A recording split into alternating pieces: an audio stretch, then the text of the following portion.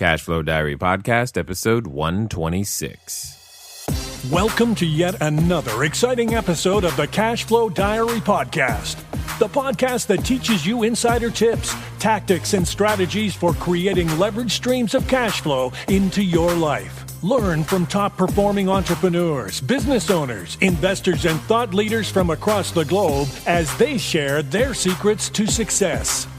Like what you learn on this and other CashFlow Diary podcast episodes? Go to learninvestingnow.com and sign up to receive powerful tips and information that will help you succeed as an entrepreneur and investor. Now, here's your host, investor, entrepreneur, business owner, educator, speaker, author, and master facilitator of Robert Kiyosaki's cash flow game, Jay Massey. All right, everybody, let's get back to business this time. We had been talking about our essential skills, and then you know what happened? We had a killer interview. At least I thought it was killer, and I was like, you know what? I got to get this out sooner. And hopefully you were able to catch the previous episode. And if you haven't, go back and listen to it. I dare you to tell me that it isn't awesome. And most importantly, that those concepts won't actually push you in the correct direction that you need to go in anyway. Our guest was phenomenal. And I was just like, you know what? Couldn't wait. Bumped everything off and said, here, let's get this one up. Anyway, it's been good to continue this series of essential skills, these essential skills for entrepreneurs. And today's is by far, in my opinion, and in the opinion of many, probably the number one essential skill out there. And if you looked at the title in any way, shape, or form, you understand that we are talking about sales. That's right. Dollar bills, right? If you don't, you can have a customer. That's right. You don't have a customer unless there's a sale. You got to have those things. And in order to make those things happen, they can't just kind of happen. You've got to have a plan, strategic, and you've got to know how to do it. And I'm not, this is not going to be like a 20-minute sales course in any way, shape, or form. My goal here is to help you have some of the understanding of the context of how sales fits in, and understanding that it is still it's a necessary part. And we'll be talking about it in three different aspects. Number one will likely be the most important one, but it's the one that you've got to understand. And one of the fundamental things when it comes to sales is just to understand this. Your company has to sell something. It doesn't mean you have to do it. However, for most of us that are just building our portfolios or getting started or doing whatever it is that we're doing, we probably should be that person for a significant period of time. Because the one thing that is consistently true is sales is the most expensive thing to outsource or find someone else to do for you on your behalf, especially to get them to do it well and right. And then once you do that process, you got to keep them happy. And that's a whole different animal. It's one of those very, very highly compensated skill sets for a reason. And that's one of the things that we want to jump this off and just think about. See, right now, if I said, hey, the next essential skill was tying your shoe, you'd be all fired up, be like, cool, I got that one. Right.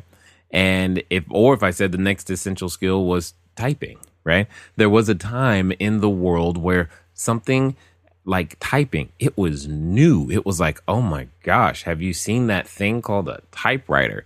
So-and-so knows how to use it, and she uses it so well, and he's so good on the typewriter. And man, if I could only, learn how to do the typewriter, then I could earn X number of dollars per hour. And that would be like the primo thing, because then I could go do, you get what I mean?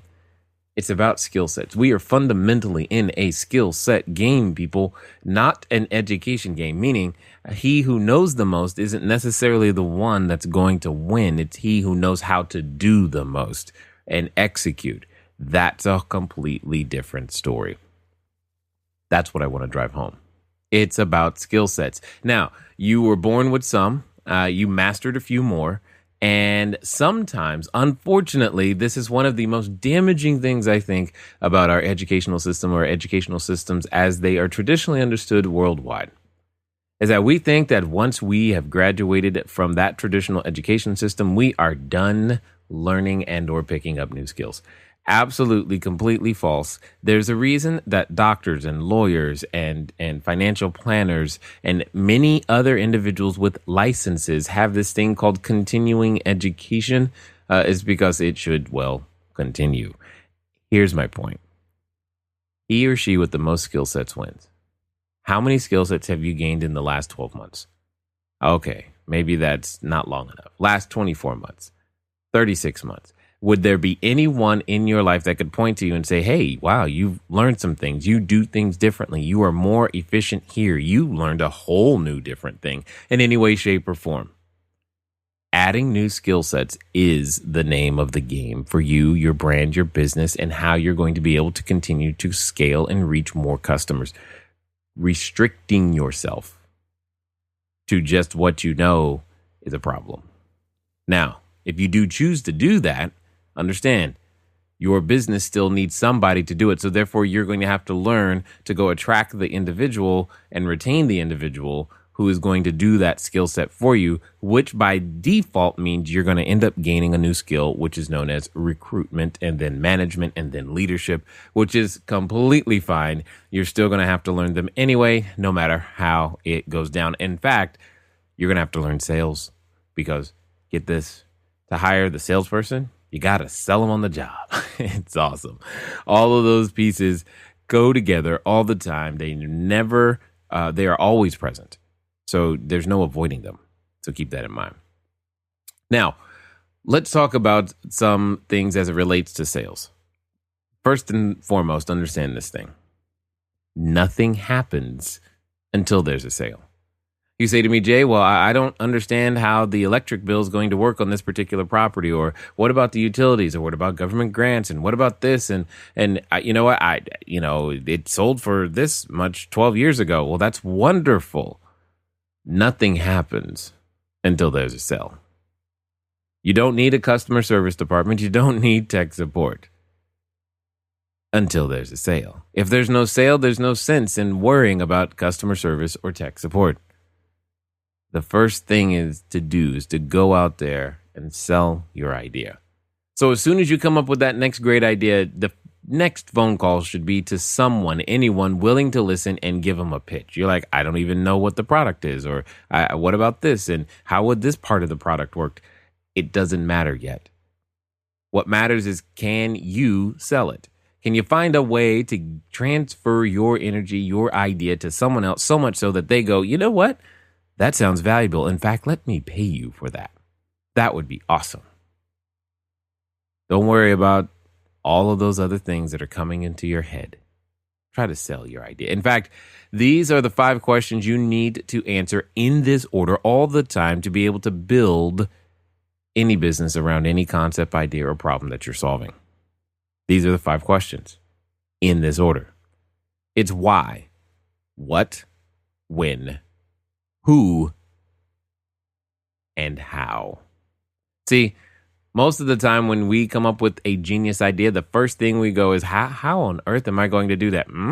I don't know. You don't know. And because you or I don't know, what ends up happening is we do nothing until we can see how we can do it. Interestingly enough for me, there are many things that I've learned and that our company now does, but it's not because I knew how to do them originally. It's because someone else did.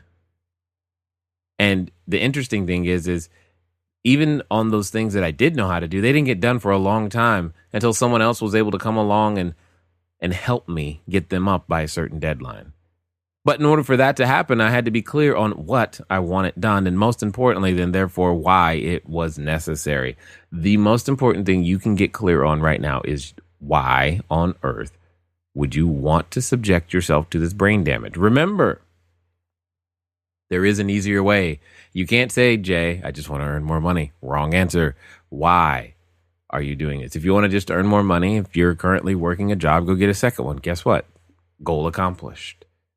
If the goal is bigger than just more money, then let's get real about why you're wanting to do it. Because Those who are not clear on their why will not last, because this is going to take a deep, well-planted root that has lots of water and soil and fertilizer, etc., in order to break through that ground. I've heard it said that bamboo trees can be planted for a significant period of time, even up to 5 years. And during that 5-year time, guess what they still need? Water, nutrients. They still need care. And it's not until 5 years later than one time overnight, in a very short period of time, it grows dozens, if not hundreds, of feet. Interesting thought.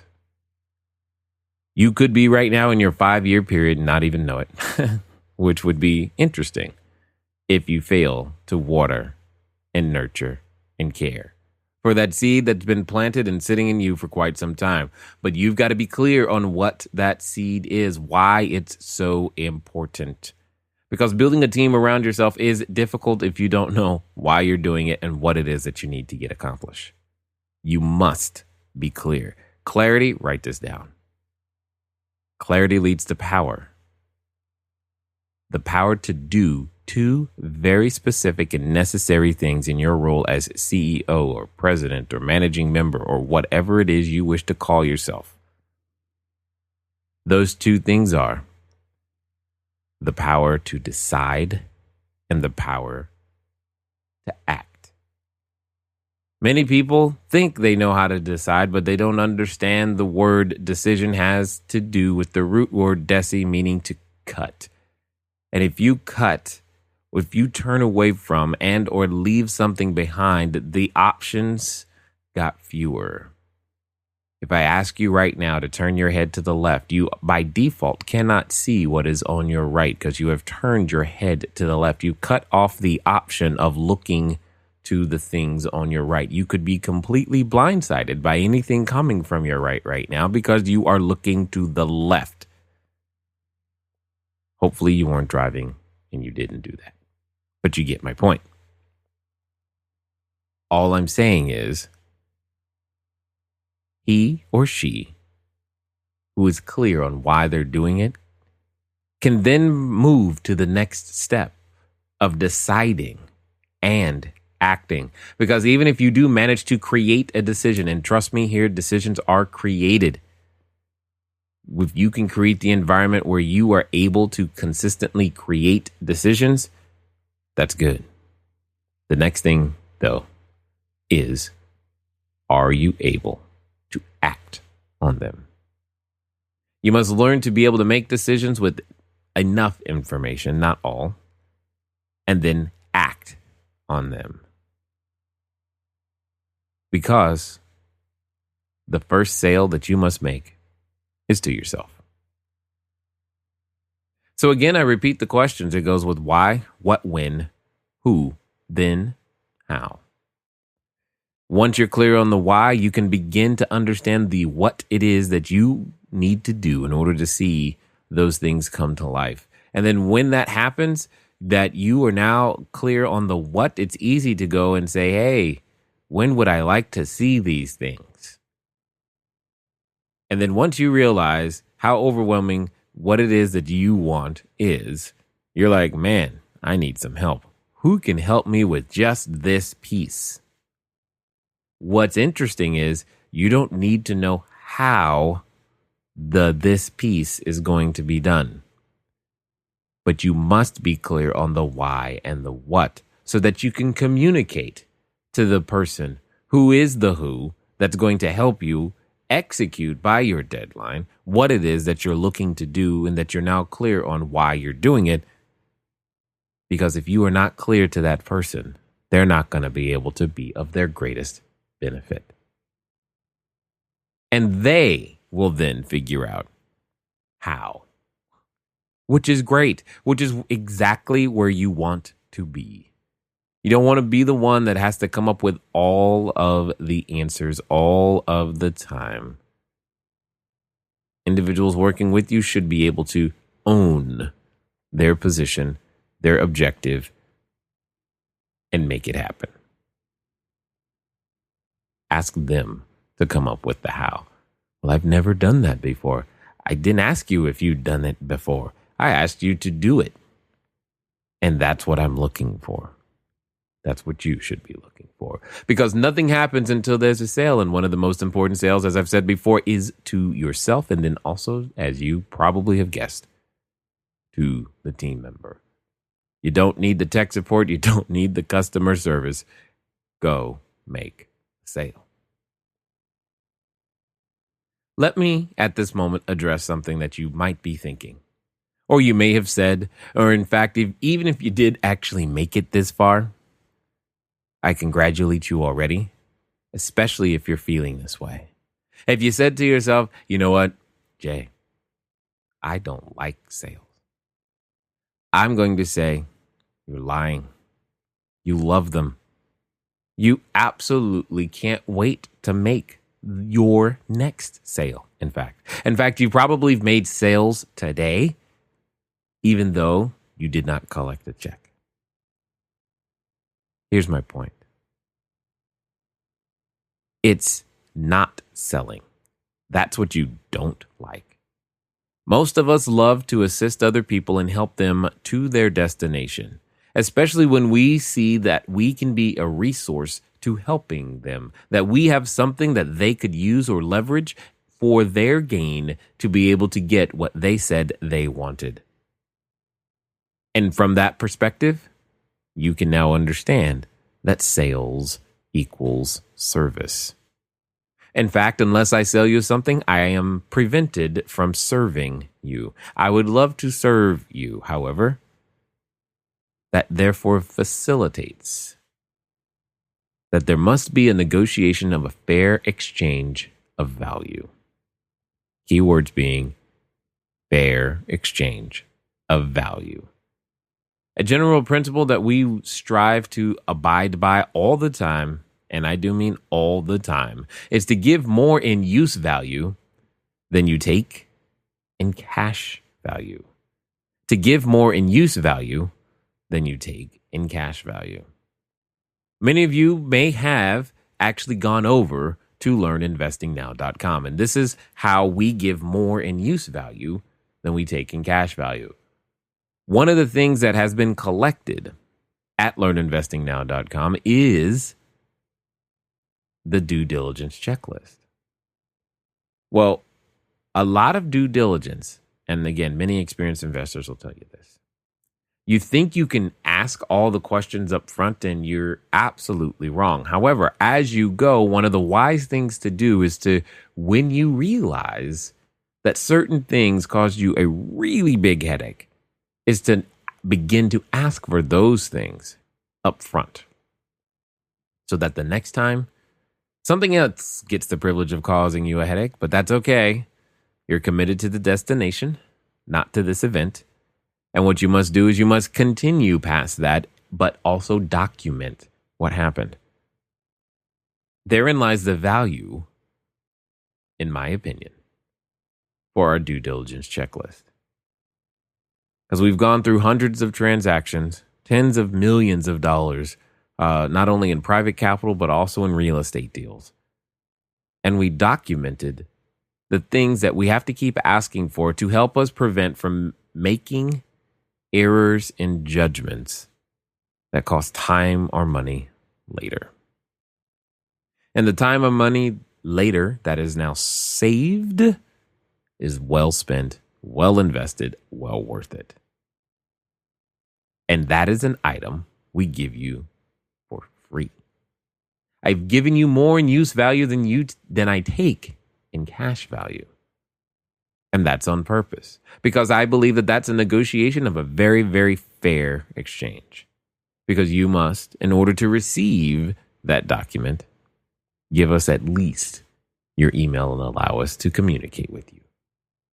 I'm well aware that many of you have been able to use that document to save yourselves tens of thousands, if not hundreds of thousands, if not more dollars. I'm aware of that. I'm also okay with it, because that means I've helped you as well. And it just makes me feel darn good. So keep that in mind. Because here's what happens. If either party does not receive or perceives it does not receive adequate value, then that transaction is abusive to one of the parties. You could give someone something of great value that you know is of great value, but if they perceive it to be of little value, then you have wronged them. And the exchange was not fair. For example, if you were dealing with an Eskimo or someone who valued things that kept them warm, and instead of giving them a coat, you gave them a painting for their igloo, but they needed a coat. Unless you also submitted to them a plan to how to then exchange said painting to someone else who might also then therefore have the coat that they're looking for, I would suggest very clearly that you have wronged them. We must be aware of this all the time. That doesn't mean you have to be perfect at it. It means you have to be aware of it and always give more in use value than you take in cash value. You must give me something that I value more than the thing you are requesting from me. Now, that doesn't mean it actually has to be valued by someone else as more valuable. It just has to be valued by me, by the person you are dealing with. Value is in the eye of the beholder. You must remember that. Occasionally, people, because of their own vantage points, resources, and whatnot, will place greater value on something that you might consider to be of very little value. And that's the point.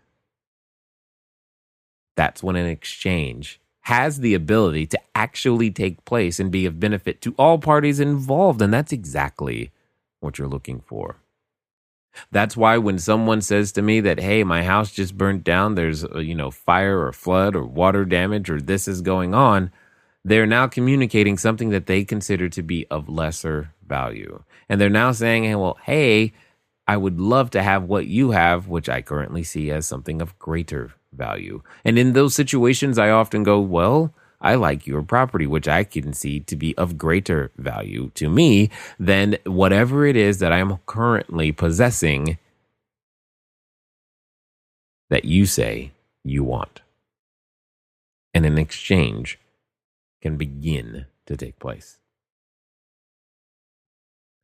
Another common misconception in why sales is such an essential skill is because oftentimes we believe we don't know what to say. Interestingly enough, in my experience, what to say is pretty much irrelevant. Because it's not what to say, it's what to ask. The only person who knows why they would give up their funds or money or currency or anything that they consider of value, time, email addresses, address, phone numbers, whatever it is that they consider of value that you are asking for, the only reason they're ever going to give it up is for their reasons, not mine. And their reasons have to be strong enough to warrant relinquishing whatever it is that you are asking for as part of the transaction. If, however, you don't know what those things are, it's your own fault. Which is why the more powerful thing to know is what to ask. If you don't take the time to find out, as my friend Russell Gray says of the real estate guys, diagnosis without prescription is malpractice. Here's what I mean. Imagine if you went to the mechanic and you walk through the door and the only thing he said or she said to you was, "Hi, welcome. That'll be $597, please. You're like, what? I haven't told you what's wrong with my car yet. Now, that would be an interesting way to start the relationship. But I'm guessing that's never happened to you. What about if you went to the doctor? You walked through, you went to the triage nurse, you sat in the office, you waited, which is another example in sales. When the pain is big enough, you will wait. Your customer will wait for your solution as long as it takes. How many of you have ever had an appointment with the doctor, even though you made the appointment, the doctor, for whatever reason, was behind schedule and you had to wait? Did you leave? Or did you call in and say, hey guys, I'm going to be late. I'm trying to get this doctor appointment handled?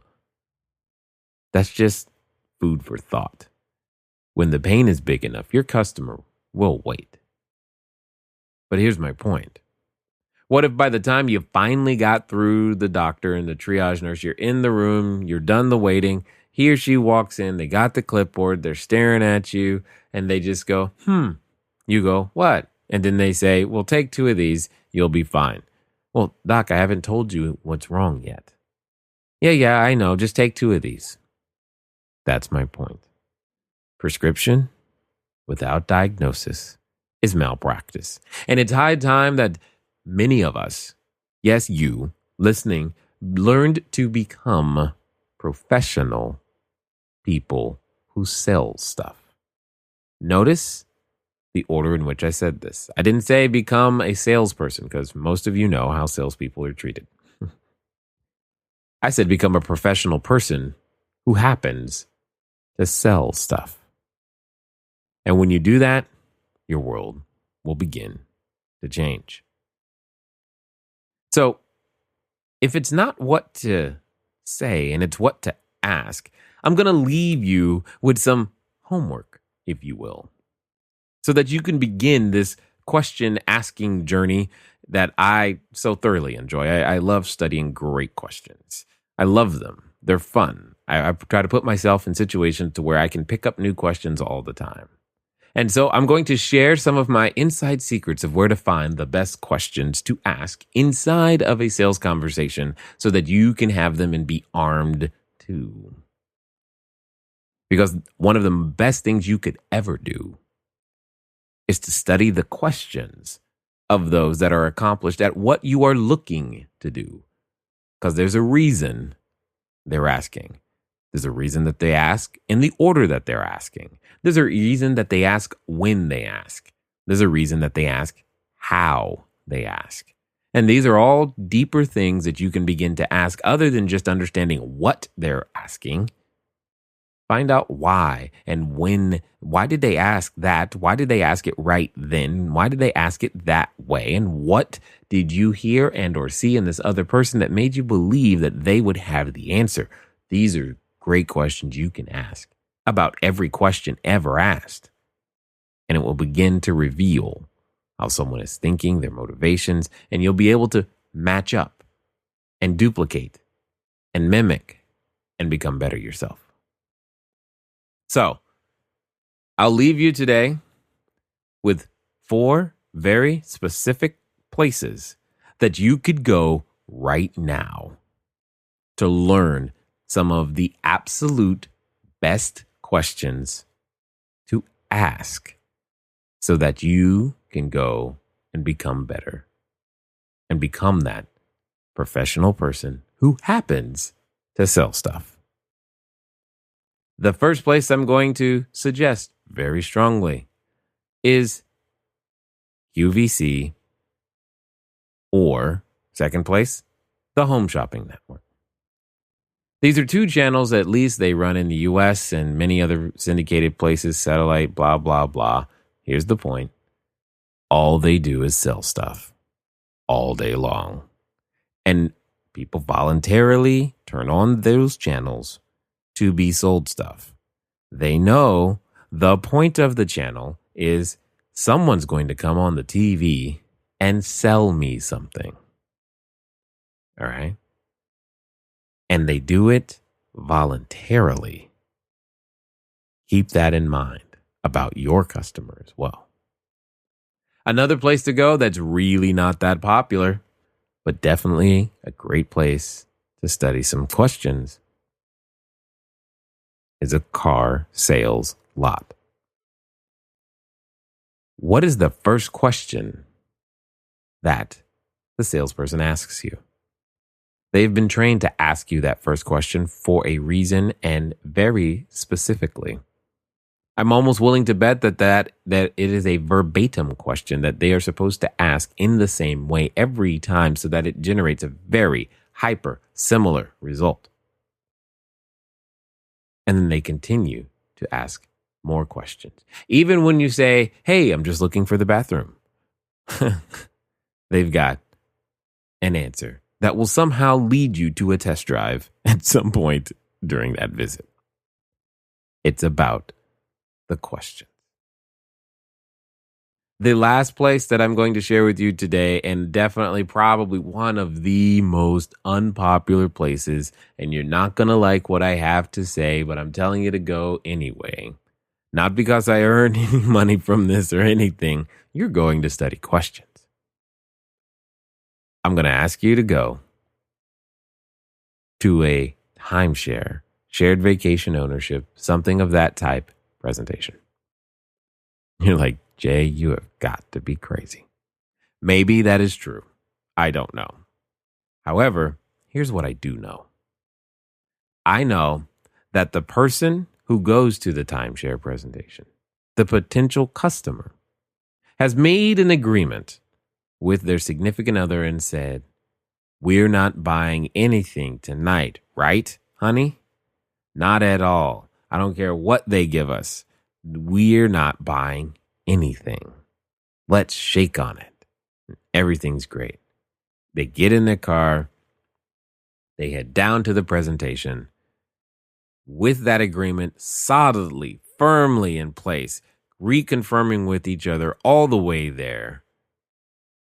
And then somehow, 90 minutes later, they're happy about the tens of thousands of dollars that they just invested in a timeshare or some sort of shared vacation ownership system.